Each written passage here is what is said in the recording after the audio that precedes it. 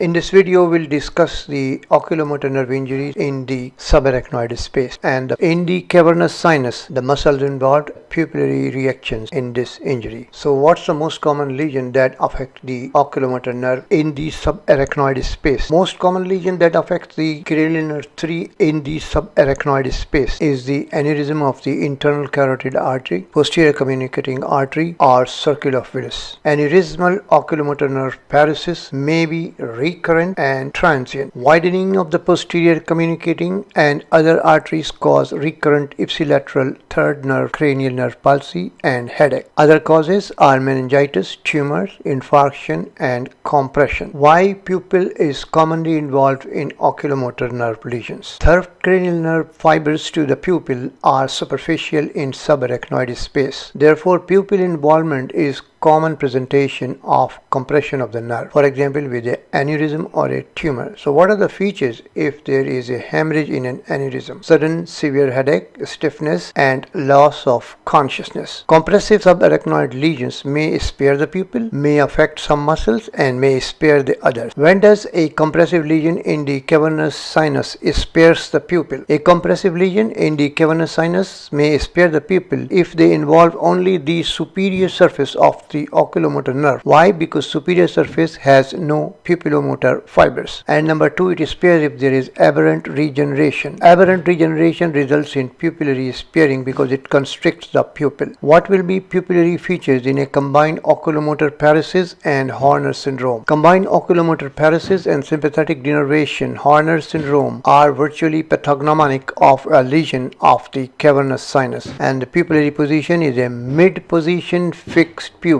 Which lesion in the cavernous sinus causes isolated cranial nerve 3 oculomotor palsy and which involves other nerves also? Pituitary adenoma or other primary intracellular masses may cause isolated oculomotor nerve palsy, whereas diffuse and inflammatory lesions in the cavernous sinus give rise to simultaneous involvement of the third, fourth, sixth cranial nerves and the first two divisions, the ophthalmic and maxillary divisions of the trigeminal nerve, in various combinations. So which nerve is most commonly affected? Cranial nerve abducens nerve is most commonly affected, so causing lateral rectus palsy. What are the features if trochlear nerve is involved? Trochlear nerve supplies superior oblique muscle, so evaluate for intorsion in down case, and absence of intorsion suggests concomitant cranial nerve 3 and cranial nerve 4 involvement. Superior oblique muscle depresses the globe most efficiently with the eye in adduction, and in cranial nerve 3 oculomotor palsy, medial rectus which causes adduction is gone, a position that may not be achievable with a medial rectus palsy. Best marker for fourth cranial nerve function in the presence of third cranial nerve palsy is intorsion of the globe on